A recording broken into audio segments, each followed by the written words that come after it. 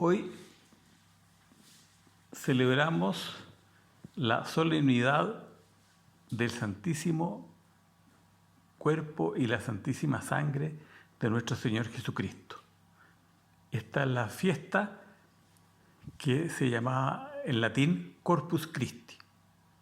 Hay incluso una ciudad en Estados Unidos, en la zona que era antes española, en Texas, que se llama Corpus Christi, justamente por esta fiesta, por este misterio.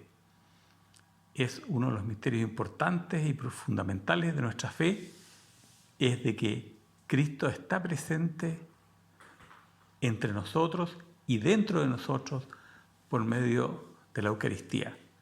El pan se transforma en el cuerpo de Cristo. Jesús dijo: esto es mi cuerpo. En ese momento, en la misa, el pan se transforma en el cuerpo de Cristo. Más adelante, Jesús también explica a sus apóstoles en el Evangelio de San Juan. Jesús había dicho a sus apóstoles, capítulo 6 de San Juan: el que come mi carne y bebe mi sangre, vive en mí y yo vivo en él. Tendrá vida eterna. Mi carne es verdadera comida, mi sangre es verdadera bebida.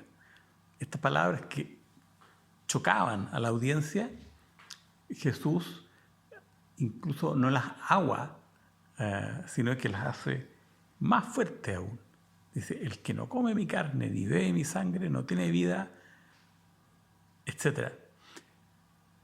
Es Jesús súper claro para indicar de que en el pan consagrado está presente Él mismo.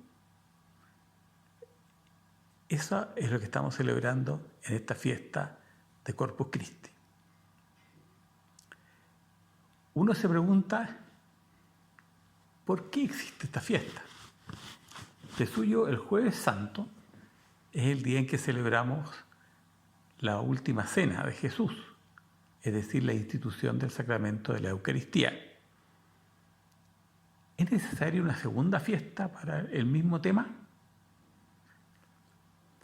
Podríamos decir que Jueves Santo, y el énfasis está en que en la misa se recuerda la última cena y es un memorial que hace presente la muerte y resurrección de Jesucristo que ocurrieron al día siguiente y los días siguientes. Es decir, el Viernes Santo cuando Jesús muere y la noche del sábado al domingo, el domingo cuando Jesús resucita. Ese misterio pascual que ocurrió entonces con la muerte de Jesús y su resurrección se hace presente en forma ritual por medio de cada Eucaristía. Ese es un poco el énfasis del día Jueves Santo. El énfasis de esta fiesta está en que una vez terminada la misa, cuando ya los fieles se fueron, las especies eucarísticas contienen aún a Cristo presente. Ese punto que después la Iglesia, 1000 años después de Cristo, empezó a usar la palabra transubstanciación, o más de 1000. Es una idea que no la inventaron 1000 años después. El concepto, la palabra transubstanciación es de esa época. Y lo que trata de describir es lo que la Iglesia siempre creyó, de que Jesús sigue presente en las especies eucarísticas. Hay que recordar que para el milagro de la fracción del pan, o sea, de la multiplicación de los panes, ahí se dice que quedaron sobras y se juntaron las sobras. ¿Ya? Jesús dice que no quede nada en el suelo, sino que busquen las sobras. ¿Ya? Entonces, la gente vio que ese milagro de la multiplicación de los panes apuntaba a la Eucaristía que Jesús instituyó un tiempo después. Bueno, la palabra técnica que se usa para los panes que sobraron es el mismo término técnico de la fracción del pan. O sea, apuntaba a eso. Entonces Jesús dijo que nada de lo que sobre se bote. ¿Ya? Bueno, eso la Iglesia desde el comienzo lo ha tomado muy en serio. Y es por eso entonces que terminada la Eucaristía, se juntaba lo que no había sido consumido y se les llevaba a los enfermos. Y se guardaba con mucha devoción porque era algo sagrado. Es decir, hay una conciencia en la Iglesia desde el comienzo de que la presencia de Dios, la presencia de Cristo, Dios y hombre, en las especies consagradas, en el pan consagrado, es tan real que requiere de nuestra adoración, porque es Dios mismo que está presente ahí, aunque haya terminado la misa. Entonces el énfasis está en esa parte. Y es por eso también que es bueno que nosotros, como una manera de rezar, de adorar a Dios, es de que nos pongamos en actitud de oración, en actitud de adoración frente a las especies eucarísticas, frente al Santísimo Sacramento del altar. Entonces, este es el segundo punto que quería compartir con ustedes en este domingo. Hace un tiempo me regalaron un misal que tenía una curiosidad que yo no había visto en otros misales. Daba el origen de las celebraciones litúrgicas, de por qué se celebra, por ejemplo, Corpus Christi. Y salía, esto comenzó a celebrarse en 1246 en la diócesis de Lieja y después, en el año 1264, el Papa Urbano IV la instituyó para toda la Iglesia. Y ahí me llamó la atención, dije, ¿verdad? No se me había ocurrido que de repente habían fiestas que antes no existían y de repente empezaron a existir. Entonces me interesó la historia y empecé a buscar, no son fuentes muy profundas, solamente Wikipedia, y armé un poco la historia de cómo había ocurrido. Es súper interesante, siento que Dios actúa de esa manera.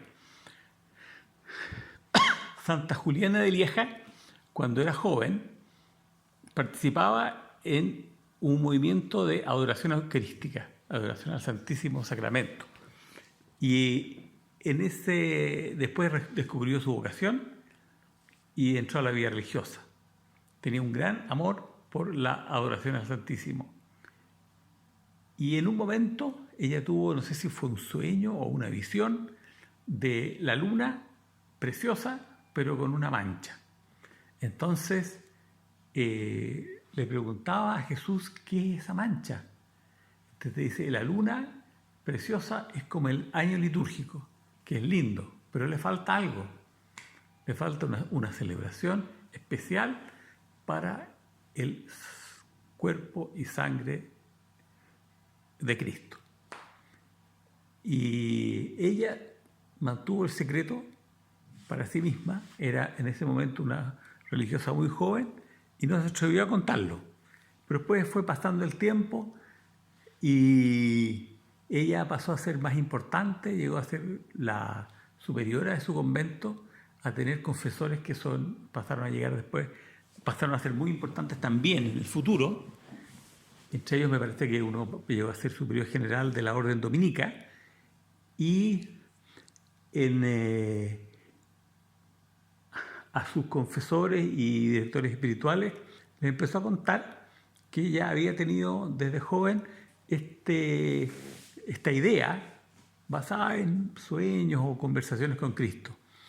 Esto le interesó mucho a esa gente y se formó un grupo de investigación teológica sobre esto y se llegó a la conclusión que era algo importante. El mismo obispo de Lieja tomó a cargo el tema e instituyó esta solemnidad para su diócesis. Y ahí es que comenzó entonces en 1246. Uno de los miembros de esa comisión, después de unos años, llegó a Papa, el Papa Urbano IV. Y entonces fue justamente ese Papa el que la instituyó. Entre medio había habido un milagro eucarístico, en que en Italia, al partirse el pan consagrado, habían caído gotas de sangre. Entonces eso creó un gran movimiento eucarístico, y este Papa, que ya había participado entonces hace muchos años en estos estudios sobre el tema de una solemnidad especial para el Santísimo Cuerpo y Sangre de Cristo, es que lo instituyó para toda la Iglesia. Y justamente en esa época vivía Santo Tomás de Aquino, el más grande teólogo de la historia de la Iglesia, y a él le encargó que compusiera las canciones y los himnos para esta solemnidad. Y por eso que tenemos tantos himnos, entre los cuales está el Tantum Ergo, el Panis Angelorum, algunos que han tenido músicas muy bonitas, ¿ya? Entonces, todas estas canciones están basadas en letras de Santo Tomás de Aquino, justamente que por orden del Papa, escribió los textos litúrgicos para esta fiesta de Corpus Christi. Dios los bendiga.